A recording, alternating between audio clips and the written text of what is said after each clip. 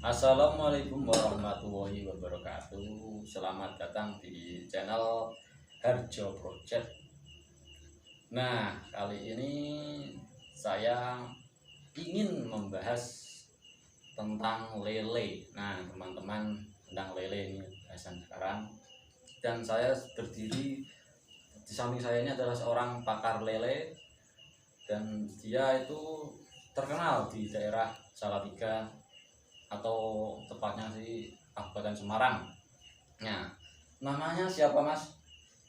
Rangga, Mas. Oh, dengan Bapak Rangga, sorry udah Bapak. Nah, di sini Mas, ini kan ada pertanyaan-pertanyaan dari teman-teman itu tentang lele. Kan lele itu kan yang kalau udah umuran berapa ya, umuran 2 bulanan itu kan konsumsi remaja.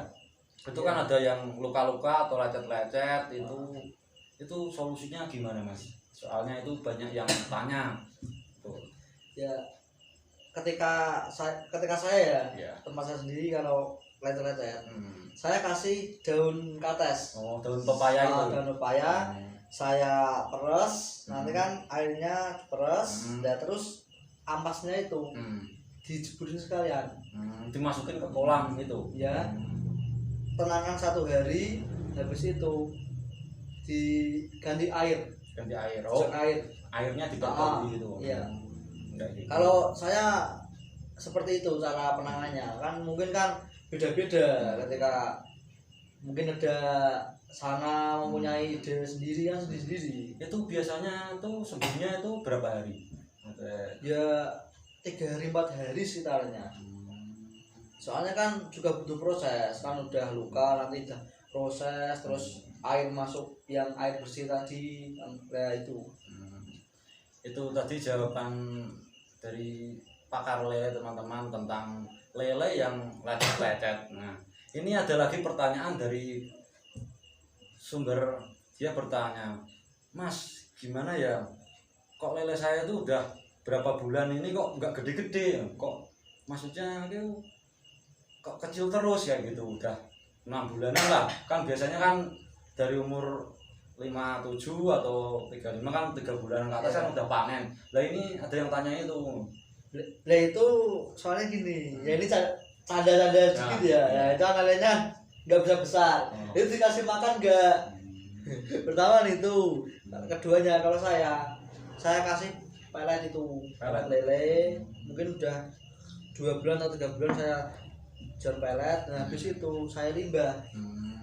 Jadi peletnya itu buat membesarkan, kalau limbahnya itu buat bobot rasanya. Kalau mau dijual kan timbangannya, kalau timbangannya naik kan otomatis jadinya banyak gitu loh. Kalau tempat saya loh, kalau saya pernahnya seperti itu. Kayak gitu. Nah, itu tadi tentang penggemukan teman-teman. Jadi kayak kok ada yang tanya tadi, kok udah lama banget lelenya gede-gede. Nah, itu bisa dicek sendiri apakah kasih makan teratur atau enggak. Nah, itu teman-teman bisa cek sendiri di rumah. Nah, ini lagi ada pertanyaan lagi. Orang tanya ya, kok lele dalam kolam saya itu kok habis dikasih makan kok terus muntah kayak apa ya, kayak ngeluarin apa yang dimakan kayak gitu. Itu menurut Anda itu gimana Mas? Ya, kalau pengamatan saya ya, pengamatan. Ya tempat saya sering gitu. Itu ketika saya ngasih makannya itu jam 10 siang, pasti jam 1 itu muntah. Karena panas. Pertama itu panas, kedua itu ada getaran di sebelah kolam. Itu juga mempengaruhi muntahnya lele itu. Jadi ketika dikasih makan, udah biarkan saja. Nanti sore baru ditengok lagi. Itu insya Allah tidak muntah. Kalau tidak ingin muntah lagi, lebih baiknya ya, itu lebih baiknya ngasih makannya itu sore. Ketika matahari sudah terbenam, itu lagi dikasih makan. Itu insya Allah malah tidak tidak muntah. Kalau ngasih makannya tengah, maksudnya siang hari itu kebanyakan bisa muntah. Kalau ngasih makannya kebanyakan itu bagus nggak kalau menurut pandangan Anda, maksudnya pengamatannya. Maksudnya kan kadang kan aku ingin ngasih makan yang banyak, langsung kasih semua kayak gitu. Jadi kayak hati kenyang gitu. Kalau aku menurutku itu bagus. Kan malah yang besar kalau udah kenyang, yang kecil makan. Itu bagusnya. Tidak bagusnya juga ada. Kita melihat fasilitas air.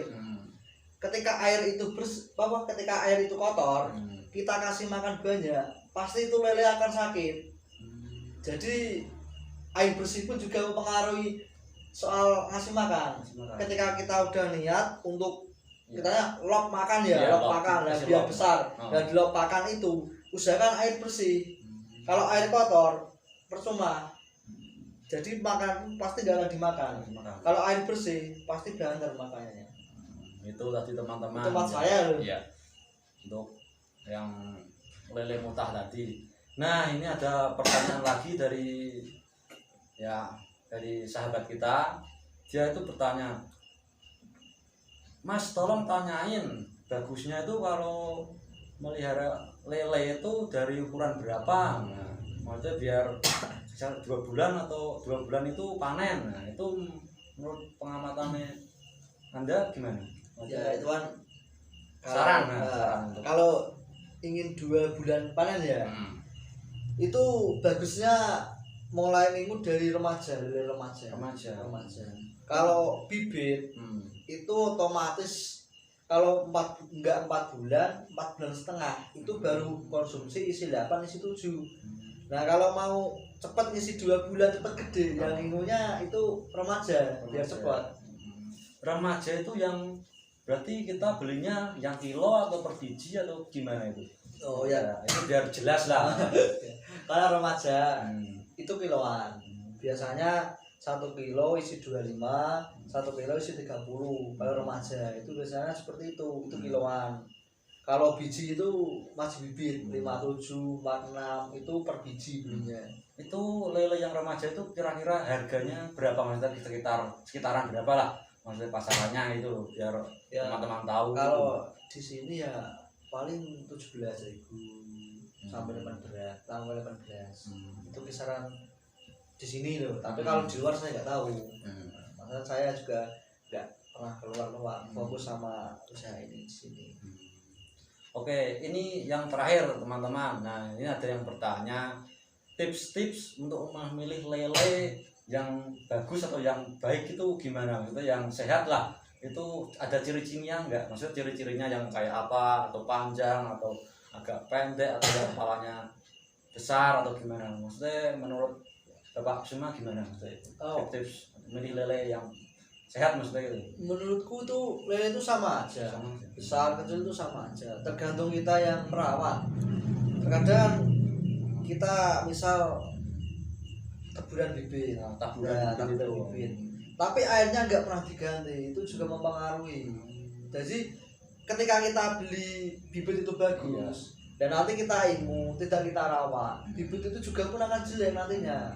Jadi kita itu harus memperhatikan kebersihan kolam, kebersihan air, ya itu harus dijaga terus. Biar lelenya itu sehat, seger. Nanti kasih makan pun kan enak, cepat gede. Itu pun juga mempengaruhi.